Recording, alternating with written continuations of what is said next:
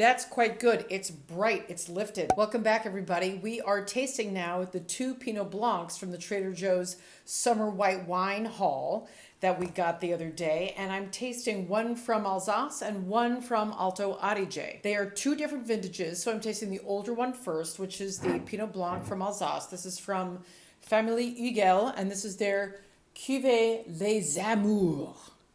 The Cuvée of Lovers. And then the other one that we're tasting is from Alto Adige, and this producer is Elena Valk. This is her 2023 Pinot Bianco. And for my tasting, as you know, I have set up I have a glass of water that's off camera. I also have my spittoon. I also have my wet erase, which I marked the bottom of the base of the wine glasses, which wine was which, so I do not get confused. I also have my tasting grid, where I'm going to do the systematic approach to tasting by appearance, nose, and palate. So let's get started. Making sure the Hugel goes into the Hugel glass, followed by Elena Valk. Okay, they are 2 different colors. Do you guys see the difference in the colors? This one, the Hugel, is a little bit darker. So how would I characterize these by their appearance? I might say that this one is a pale straw, and this one might be either a medium straw or a pale lemon. Okay, let's get tasting. On the nose. It's clean. It's neutral. It smells like apples and pears, maybe underripe yellow plums with the skin on. Apple blossom. What else? Asian pear. Rebecca. Gentle white and yellow flowers. There's a touch of daffodil.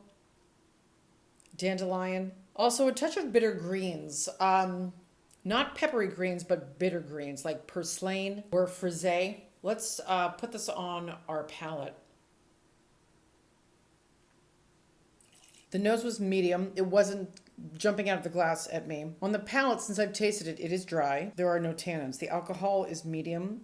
The body is medium. Notice I'm skipping the acidity again because I wait to see how that behaves. Flavor characteristics, I would say that it was primary because everything tasted really fresh on the palate.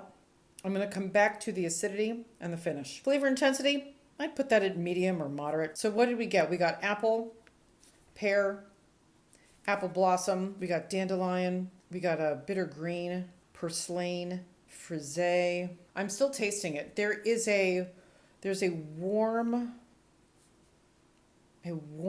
yellow rock. Like when you go to a dried riverbed and you pick up stones that have been there for a while, clearly because they're nice and round and smooth and they smell like they're warm. The finish is starting to go, so I'm going to retaste this.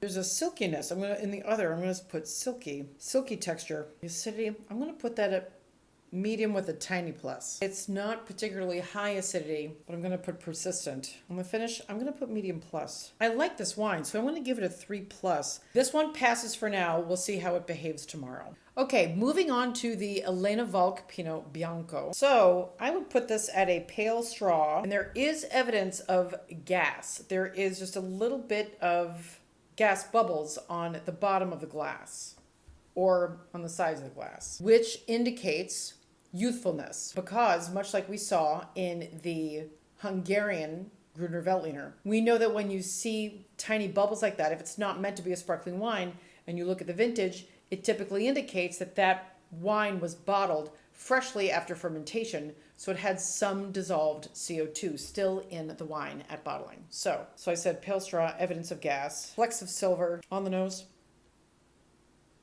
It is medium intensity. Ooh, there's a perfumey note in there. It's like white blossom, full bloom. It's not, I want to say this, it is not a floral wine the way that Viognier can be, or Riesling or Gewürztraminer, but it just has a distinctive floral note to it. Pretty.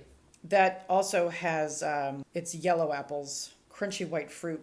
There's a touch of thyme and thyme blossom. I would say this, freshly plucked, because it doesn't smell like it's on the stem.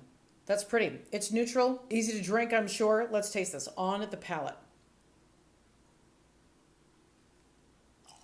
Okay, that is a dry wine. Ooh, brighter acidity. Medium plus acid right off the bat. Flavor intensity, I would put medium slash plus.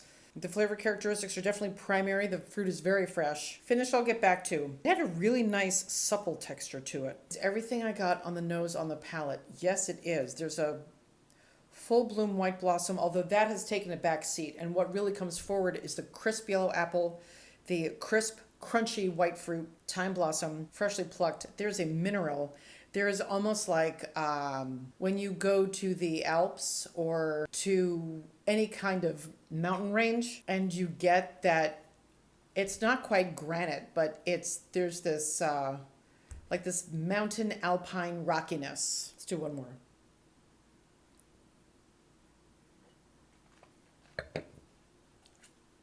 You know what else is in there? It's not quite evergreen or Christmas tree or fir tree. But there's a like an alpine tree sappiness to it, like when you can smell the sap. I like it. That's quite good. It's bright. It's lifted. And these are also being tasted warm. So both of these pass. I'm going to give this a 3++. I preferred this over the Ugel. Now we will leave these out overnight. We'll taste them tomorrow or the following day and see how they hold up.